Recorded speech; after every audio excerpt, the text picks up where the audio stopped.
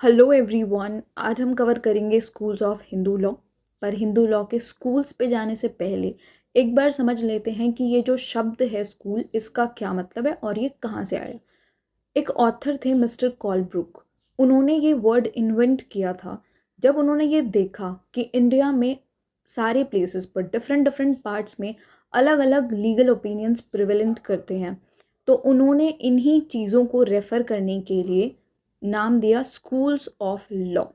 तो स्कूल का यहाँ पे मतलब है हिंदू लॉ के वो रूल्स और प्रिंसिपल्स जो ओपिनियंस में डिवाइडेड हैं बट कॉडिफाइड नहीं हैं। अब हमारे पास दो स्कूल्स हैं हिंदू लॉ में, मिताक्षरा स्कूल, दया भागा स्कूल। ये है क्या चीज़ मिताक्षरा और दया भागा? ये मेजर इंटरप्रिटेशंस हैं हिंदू लॉ के जो रिलेटेड हैं इनहेरिटेंस और फैमिली प्रॉपर्टी से। अब आते हैं मिताक्षरा के सब स्कूल्स पर। मिताक्षरा के सब स्कूल्स हैं Mithila, Banaras, Bombay and south India और द्रविड़ा।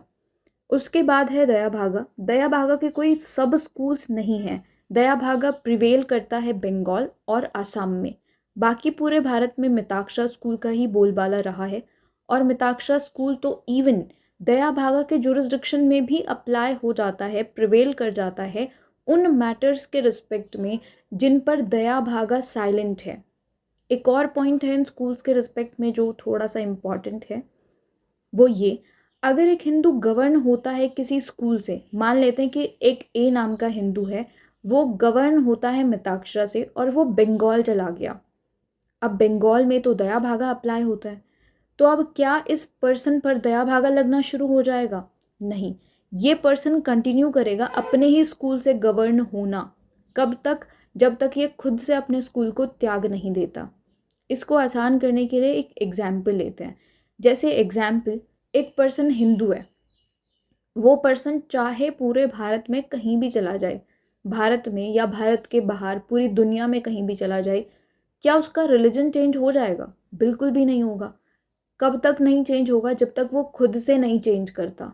सेम स्कूल्स के रिस्पेक्ट में था। अगर एक पर्सन मिताक्षरा से गवर्न हो रहा है तो बेशक वो ऐसे जुरिस्डिक्शन में चला जाए जहाँ दया भागा लग रहा है, फिर भी उस पर मिताक्षरा ही अप्लाई होगा जब तक वो खुद से नहीं छोड़ देता।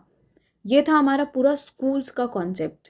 पर अब एक और क्वेश्चन आता है, जब हमारे पास आज के टाइम पे हिंदू लॉ में इतने सारे कॉडिफाइड लॉज हैं, हिंदू मैरिज एक्ट है, Hindu adoption and maintenance act है, सक्सेशन एक्ट है, सब कुछ है हमारे पास, फिर हमें इन स्कूल्स की क्या ज़रूरत है?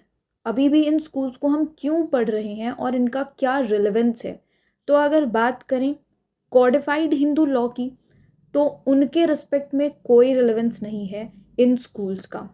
पर अगर बात करें हम अनकॉडिफाइड हिंदू लॉ की, तो आज भी ये स्कूल्स रिलेवेंट हैं। पर अब क्वेश्चन आता है कि ऐसा कुछ है क्या जो अनकॉडिफाइड है अभी भी? पार्टीशन वाला कॉन्सेप्ट। जब आप अपने नेक्स्ट सैम में पार्टीशन पढ़ोगे तब देखोगे कि वहाँ पे ऐसे ही पढ़ाया गया है, ऐसे ही चीज़ें दी गई हैं कि मिताक्षरा में ऐसे पार्टीशन होता है और दया भागा में ऐसे पार्टीशन होता है। ये चीज़ वहाँ देखने को मिलेगी। तो कंक्लूजन ये है कि इन स्कूल्स का रिलेवेंस कॉडिफाइड हिंदू लॉ के रिस्पेक्ट में अब कुछ नहीं है, ये अनकॉडिफाइड हिंदू लॉ के रिस्पेक्ट में आज भी यूज़ किया जाता है। आई होप आपको चीज़ें क्लियर हुई होंगी। Thanks for watching.